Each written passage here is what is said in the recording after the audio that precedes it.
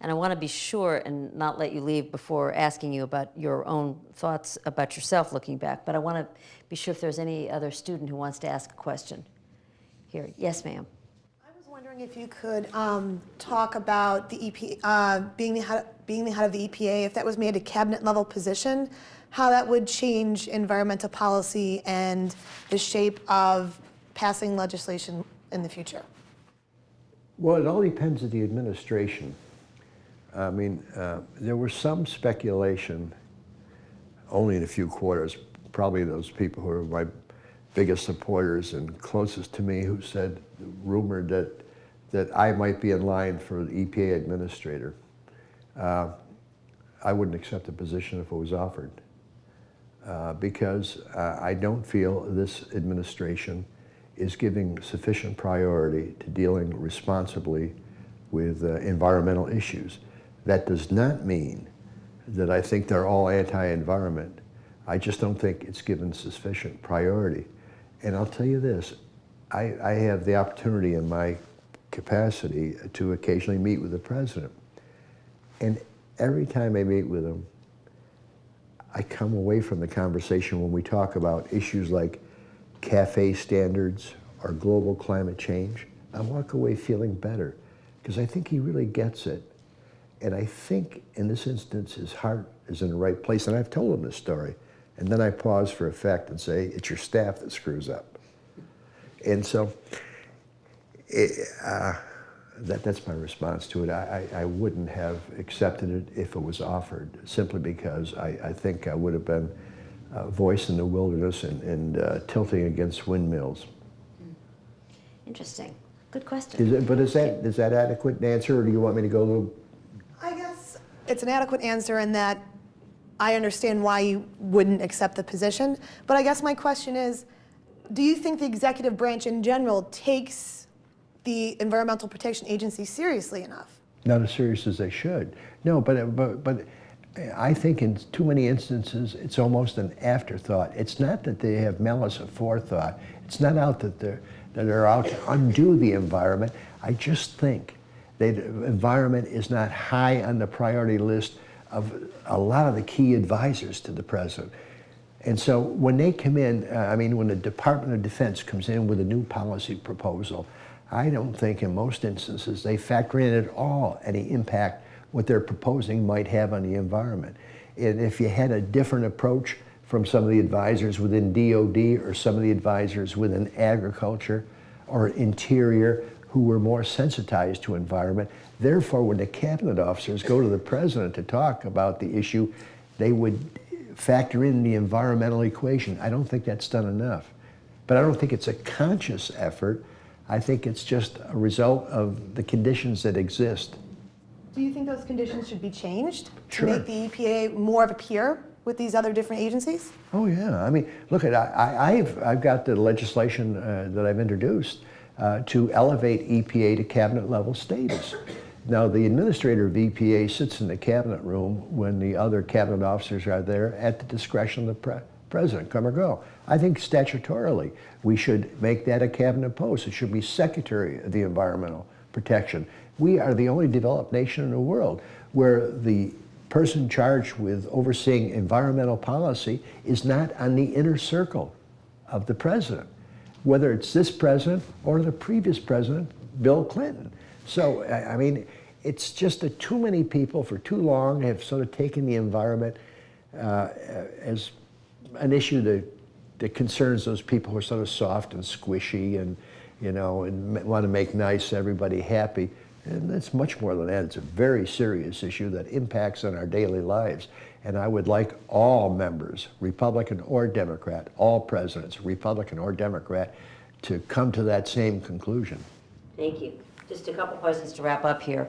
You've, I'm sure, been reading here at the end of 2006 articles speculating that the Republican Revolution is dead or dying.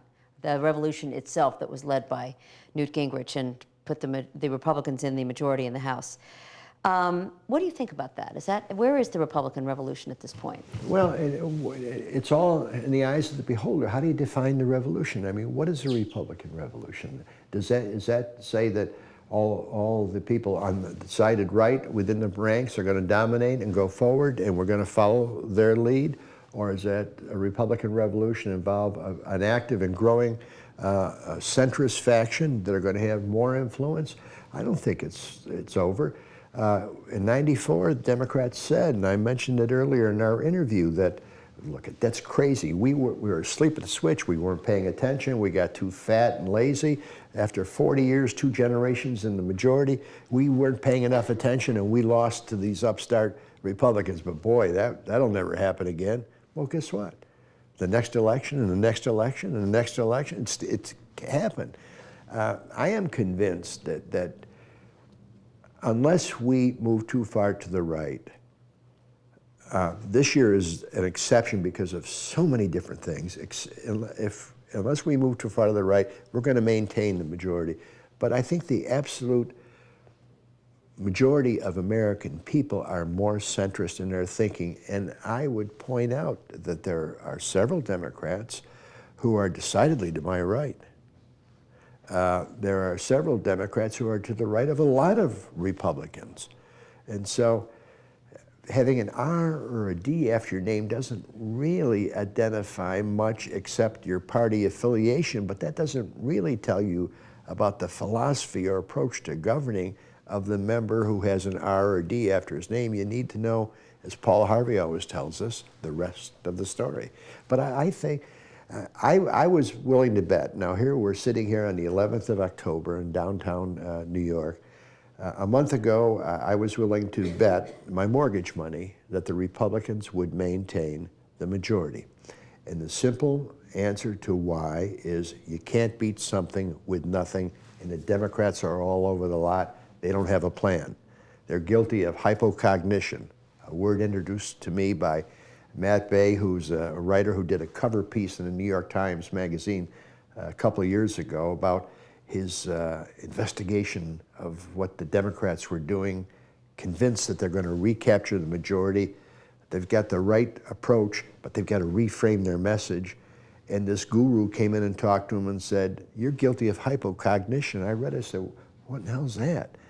Lack of ideas. So they don't have a plan, and they're all over the lot. So I thought we were going to maintain the majority. I think that majority is under severe challenge right now because of the publication of Bob Woodward's book, State of Denial, and the high profile that's received, the Foley episode, and the threat coming from Korea. Now people, for the first time, some people who are following events are really scared, are on edge again, where I thought we're getting back to more, not comfortable complacency, but comfortable that we were dealing responsibly with national security at the homeland, and so we're not in any great danger. But I think with what's happening over in North Korea and these other 2 factors, if I had to bet now, I'd put even money. I still think we're gonna go over the finish line as Republicans, probably lose a few seats and maintain the majority in the House. I don't follow the Senate that close, but there are good signs in the Senate. Lincoln Chafee survived that primary against the right wing in Rhode Island. Boy, that warmed the cockles of my heart. And I was glad to see, I'm glad to see reports that Joe Lieberman is ahead in Connecticut, because I think he's a centrist. Final question for you, and this is a 3-part question, but I know you'll remember all 3 parts. Of which piece of legislation or act are you proudest? What do you think was your greatest disappointment? And how would you like people to describe your service after you're gone? Well, when you're departing, you get asked that question often. So I've thought long and hard about it.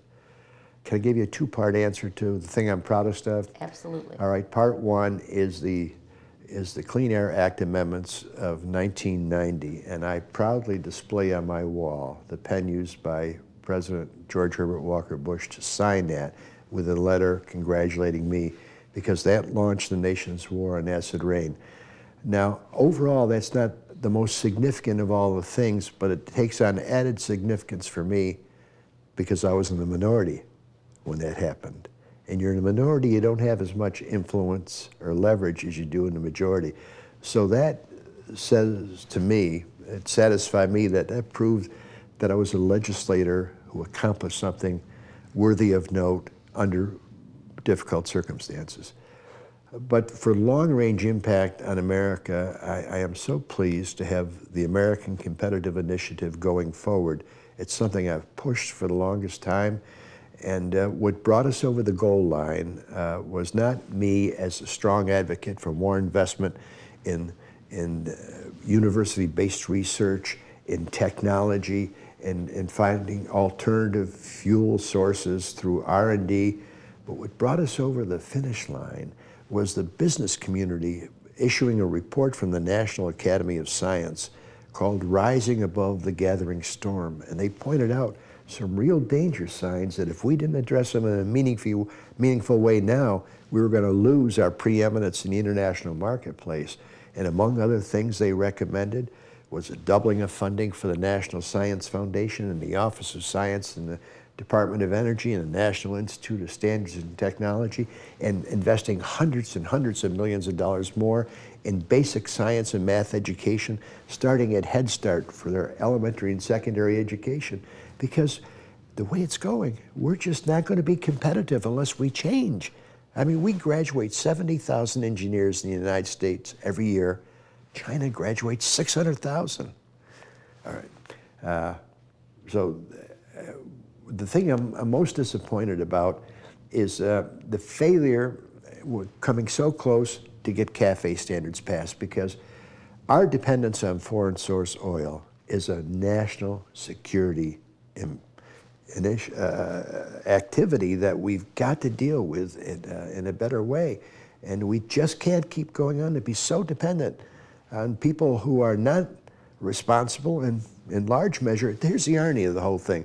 We're sending all this money overseas to buy oil at now $60 a barrel to countries where the money's being funded to people like the Taliban and Al-Qaeda and people who are doing everything every day they can to undermine us. So we got to deal with that in national security. Now, I forgot the third part. The third part was, how would you like to be described? How would you like your service in Congress to be, and yourself, to be described by others after you've Boy, left that's a Congress? real softball. You just fed it right up. You know, You're so right. Yeah. Well, thank you so much, Lyndon. I appreciate that. That he was engaged in a meaningful way. He really cared, and he was productive in making policy that's going to make life better for all of us. Because in the final analysis, that's what we're all about. We're all finding ways to make life better for all of us. Excellent. Thank you very much. Thank you. Mr. Chairman. Thank you very much. Good questions.